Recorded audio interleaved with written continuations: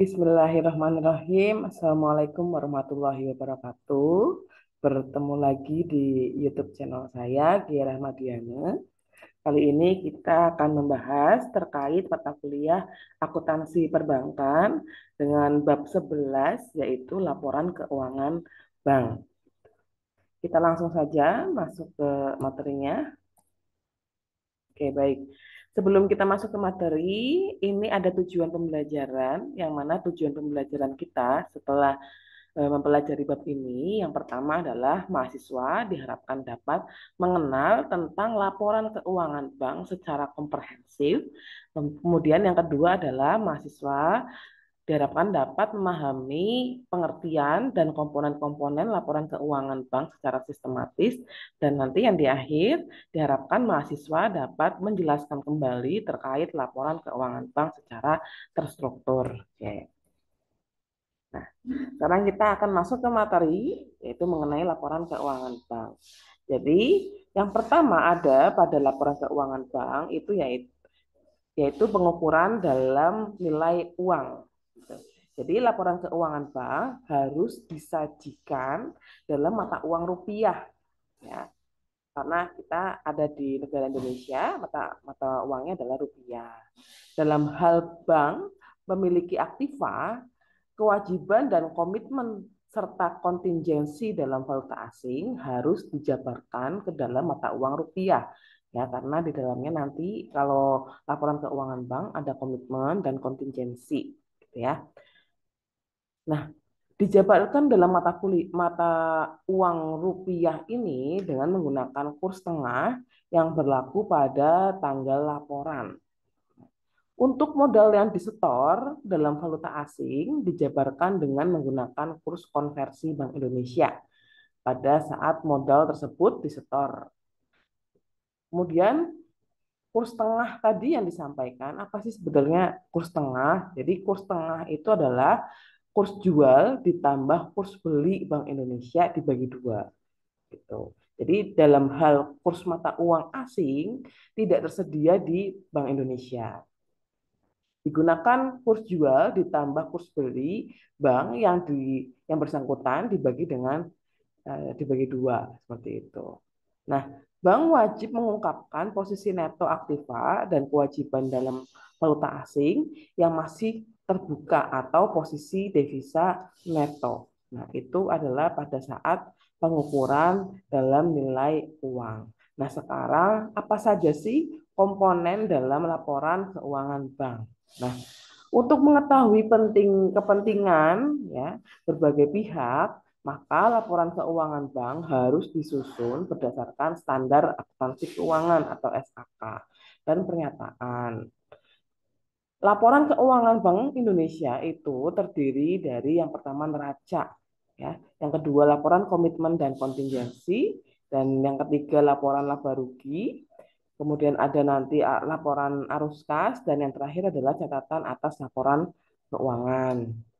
Nah, penerapan prinsip akuntansi terhadap suatu fakta atau pos tertentu yang menyimpang dari SAK dan pernyataan dapat dilaksanakan jika hal tersebut tidak menimbulkan pengaruh material terhadap kelayakan laporan keuangan bank.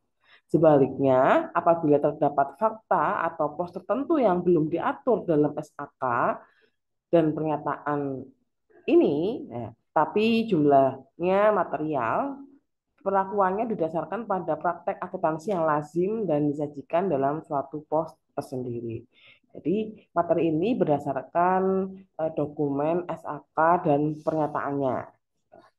Untuk dapat memberikan gambaran yang jelas mengenai sifat dan perkembangan bank dari waktu ke waktu, maka laporan keuangan disajikan secara komprehensif untuk 2 tahun terakhir. Nah, jadi kalau laporan keuangan itu kita bisa lihat di mana sih? Kita bisa lihat di Bursa Efek bisa gitu. Jadi webnya idx.co.id, nanti kalian bisa lihat laporan keuangan bank itu bank mana saja gitu ya. Kemudian kalau kalian sudah dapat laporan keuangannya itu biasanya berdasarkan triwulan 1, triwulan 2, triwulan 3 dan tahunan gitu ya. Kemudian setelah itu kita bisa lihat di situ ada 2 tahun terakhir. Jadi itu untuk membandingkan ya, membandingkan mengenai sifat dan perkembangan bank dari tahun ke tahun. Tuh. Nah, kemudian di sini kita bisa lihat neraca ya. Yang pertama disajikan adalah neraca. Nah, jadi dalam penyajiannya aktiva dan kewajiban dalam neraca bank tidak dikelompokkan menurut lancar dan tidak lancarnya, tapi sedapat mungkin tetap disusun menurut tingkat likuiditas dan jatuh temponya. Jadi komponen-komponen neraca bank disusun dengan mengacu pada SAK untuk pos-pos yang bersifat umum dan mengacu pada pernyataan SAK. Ya. Kemudian setiap aktiva produktif disajikan di neraca sebesar jumlah bruto dari tagihan atau penempatan bank dikurangi dengan penyisihan penghapusan yang dibentuk untuk menutup kemungkinan kerugian yang timbul dari masing-masing aktiva produktif. Kemudian laporan komitmen dan kontingensi. Nah, jadi laporan komitmen dan kontingensi itu wajib disusun secara sistematis ya, sehingga dapat memberikan gambaran mengenai posisi komitmen dan kontingensi, baik yang bersifat tagihan maupun kewajiban. Kemudian penyusunannya itu berdasarkan pada tanggal laporannya. Nah, seperti kita tahu, komitmen itu adalah suatu ikatan atau kontrak ya, berupa janji yang tidak dapat dibatalkan secara sepihak dan harus dilaksanakan apabila persyaratan dan yang disepakati bersama dipenuhi.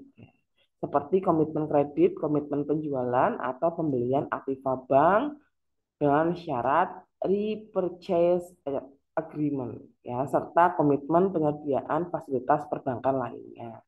Ya, di bab sebelumnya atau di video sebelumnya sudah dijelaskan. Nah, kemudian kontingensi, ya kontingensi juga merupakan tagihan ya atau kewajiban bank yang kemungkinan timbulnya tergantung pada terjadinya atau tidak terjadinya satu atau lebih peristiwa di masa yang akan datang. Seperti itu. Nah, kalau laba rugi, nah, jadi kalau laba rugi bank wajib disusun sedemikian rupa agar dapat memberikan gambaran mengenai hasil usaha bank dalam satu periode tertentu, gitu ya. Laporan laba rugi ya, disusun dalam bentuk berjenjang ya, atau multiple step yang menggambarkan pendapatan atau beban yang berasal dari kegiatan utama bank dan kegiatan lainnya. Seperti itu. Kemudian laporan arus kas. Laporan arus kas sesuai dengan pernyataan SAK, PSAK nomor 2 tentang laporan arus kas harus disusun berdasarkan konsep kas ya, selama periode laporan. Laporan arus kas harus menunjukkan semua aspek penting dari kegiatan bank tanpa memandang apakah transaksi tersebut berpengaruh langsung pada kas atau tidak. Seperti itu. Kemudian yang terakhir, catatan atas laporan keuangan. Di samping hal-hal yang wajib diungkapkan dalam catatan atas laporan keuangan, sebagaimana dijelaskan dalam SAK dan pernyataan ya PSAK, bank juga wajib mengungkapkan dalam catatan tersendiri mengenai posisi devisa neto menurut jenis mata uang serta aktivitas-aktivitas lain ya, seperti kegiatan wali amanat, penitipan harta, dan penyaluran kredit kelola. Nah, itu mengenai laporan keuangan perbankan ya, ada 5. Nah, sekarang selain itu ada laporan keuangan gabungan dan konsolidasi serta laporan keuangan interim. Nah, pada laporan keuangan gabungan dan konsolidasi, bank yang mempunyai kantor cabang atau kantor operasional lainnya wajib menyusun laporan keuangan gabungan pada setiap tanggal laporan yang meliputi seluruh kantornya baik ada di dalam maupun di luar negeri. Ya. Dalam membuat laporan gabungan, saldo rekening antar kantor, ya, termasuk pendapatan dan beban, wajib dieliminasi sedemikian rupa sehingga mencerminkan posisi keuangan dan hasil usaha bank secara wajar. Nah, bank yang mempunyai satu atau lebih anak perusahaan yang memenuhi persyaratan tertentu wajib membuat laporan konsolidasi yang meliputi posisi keuangan dan hasil usaha bank dan seluruh anak perusahaan pada akhir periode laporan. Kemudian kalau mengenai laporan keuangan interim, ya, jadi laporan ini meliputi periode bulanan atau triwulanan, ya, yang merupakan bagian integral dari laporan keuangan tahunan. Oleh karena itu, laporan keuangan interim ini wajib disusun berdasarkan prinsip akuntansi yang sama dengan laporan keuangan tahunan. Ya, seperti itu mengenai laporan keuangan bank. Kemudian seperti biasa ini ada kuis. Silakan sebagai evaluasi pembelajaran dari mahasiswa.